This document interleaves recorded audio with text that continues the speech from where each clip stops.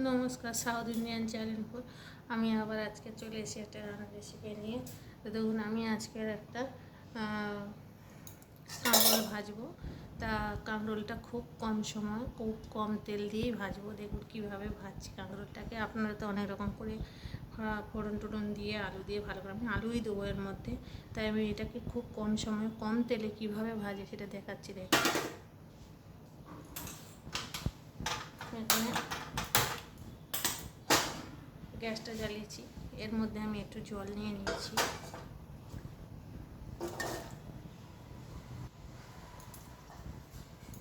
খুব কম তেল দিয়ে ভাজবো।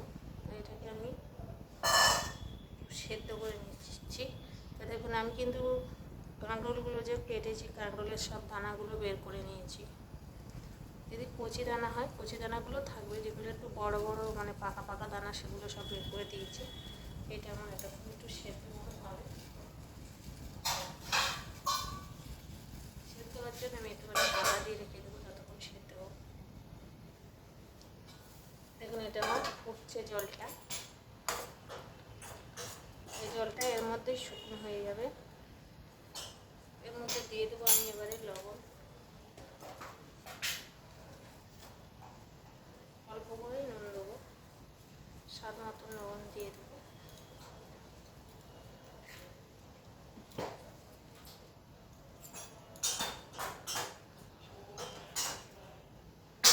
এখানে যে আমি আলুগুলো কেটে রেখেছি, আলুগুলো ওর মধ্যে আমি দিয়ে দেবো।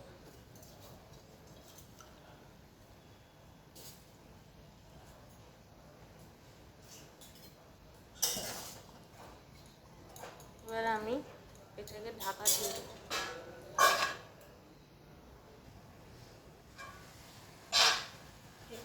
এটা সেদ্ধ মতন হয়ে গেছে।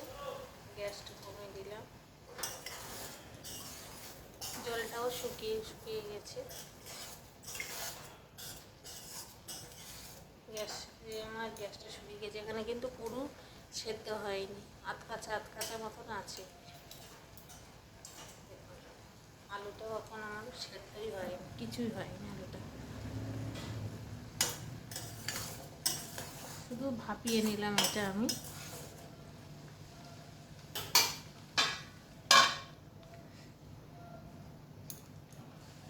এটা আবার আমি নামিয়ে রেখে দেবো, কারণ এর মধ্যে জল সব শুকিয়ে গেছে, জল একদম নেই। এটাকে আমি নামিয়ে রেখে দেবো।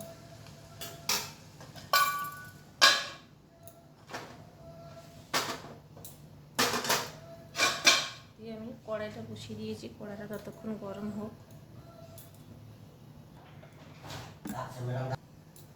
দেন আমি এখানে কড়াটা বসিয়ে দিয়েছি। কড়ার মধ্যে আমি তেল দিয়ে দিলাম।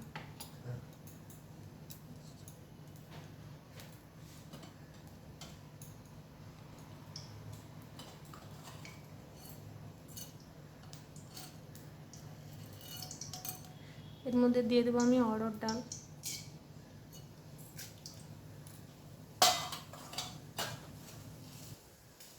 এর মধ্যে দিয়ে দেবো আমি সাদা বিউলির ডাল। দিয়ে দেবো একটু সর্ষে ফোড়ন।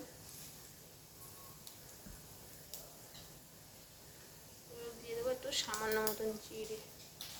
গ্যাসটা আমার বেড়ে গেছে।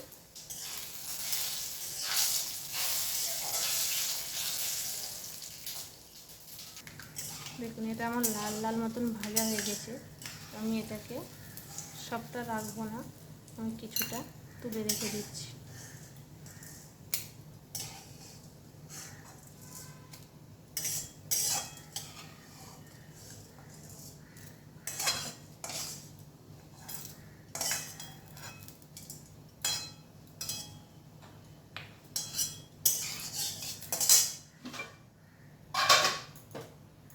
দেখুন, এর মধ্যে যে সেদ্ধ করা আছে ওটা আমি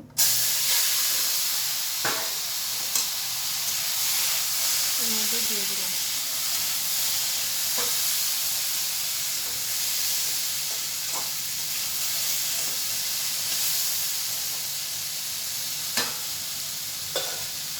ততক্ষণে এটা এরকমই থাক, আমি এতে হলুদ দেবো না। আমি এরকমই ভাজতে থাকবো স্লো আছে, যে থাক ভাজা। দেখুন এটা স্লো আঁচে আছে।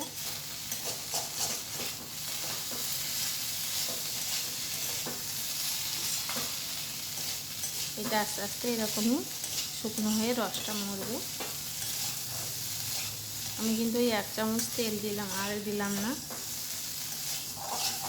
এরকমই থাকবে এটা।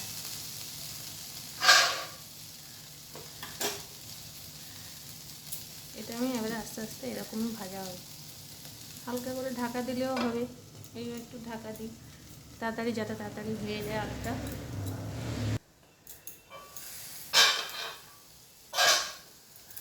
দেখুন আমি এটাকে খুলেছি,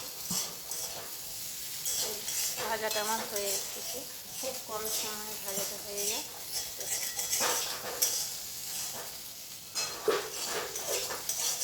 কম সময় কম তেল।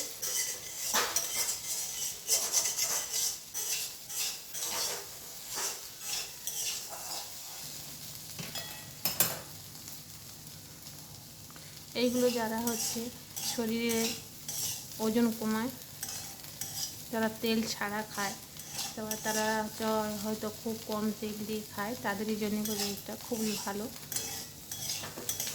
যারা জিমে যায় তাদের তেলও চলে না, তাই 1 চামচ আমি সাধারণ একটুখানি সবজিগুলোকে সেদ্ধ করে নিয়ে সামান্য একটু ফোড়ন দিয়ে এইভাবে নাড়াচাড়া করলেই হয়ে যাবে।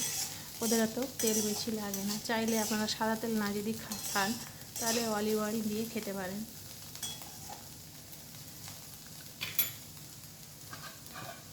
আমার এটা হয়ে এসছে, আর একটুখানি বাকি আছে। এবারে আমি একটুখানি নেড়ে নামিয়ে নেব। দেখুন আমার এবার ভাজাটা হয়ে গেছে।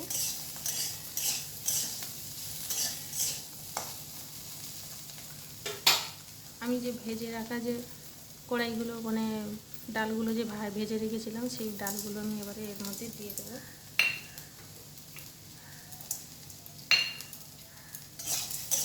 দেখুন কত সুন্দর দানা দানা দানা দানা লাগছে। দেখুন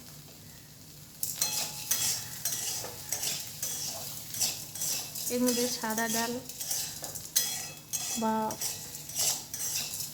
সাদা বিউলির ডাল বা অড়হর ডাল বা ছোলার ডাল, যে কোনো ডাল ভেজে সর্ষে ডাল দিতেই হবে, দিলে তবে টেস্টটা বেশি লাগবে। দিয়ে দিলাম এর মধ্যে। এবার আমি গ্যাসটা বন্ধ করে দেবো। এখানে আমি দিয়ে দিলাম 1 চামচ শুকনো লঙ্কা, এই গুঁড়ো লঙ্কা দিয়ে দিলাম। আমি কিন্তু এখানে কোনো হলুদ দিলাম না।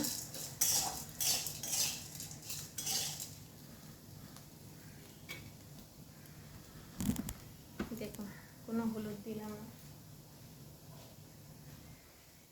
আর আমি এখানে আগে থেকে তিল ভেজে গুঁড়ো করে রেখেছি। এই তিলের ভাজা 1 চামচ তিল ভাজা দিয়ে দিলাম। তিল ভাজা এমনিতে ভাতের সঙ্গে খেতে খুবই সুন্দর লাগে, খুবই টেস্ট লাগে বলতে গেলে। আপনারা তিল এমনি ভেজে শুধু ভাত দিয়ে 2টো শুকনো লঙ্কা আর তিল ভেজে যদি গুঁড়ো করে খেয়ে দেখেন, তাহলে খুবই সুন্দর লাগবে। দেখুন আমার ভাজাটা হয়ে গেছে। আমি এবারে ভাজাটাকে নামাবো। দেখুন আমি ভাজাটাকে নামিয়েছি। দেখুন কত সুন্দর হয়েছে ভাজাটা। এতে কিন্তু খুব কম সময়ে কম তেল দিয়েই ভাজাটা করেছি। আর মশলাটা দিয়ে যেহেতু তিল পড়েছে, আরও খুবই সুন্দর টেস্ট লাগবে এতে। তিল না থাকলেও না দিলেও চলবে, কিন্তু এই ডালগুলো দিয়ে ভাজা করে খেয়ে দেখবেন, খুবই সুন্দর টেস্ট লাগবে। বন্ধুরা এটা যদি খেয়ে দেখবেন, আপনার যদি ভালো লাগে থাকে, তাহলে একটা লাইক করে দিও।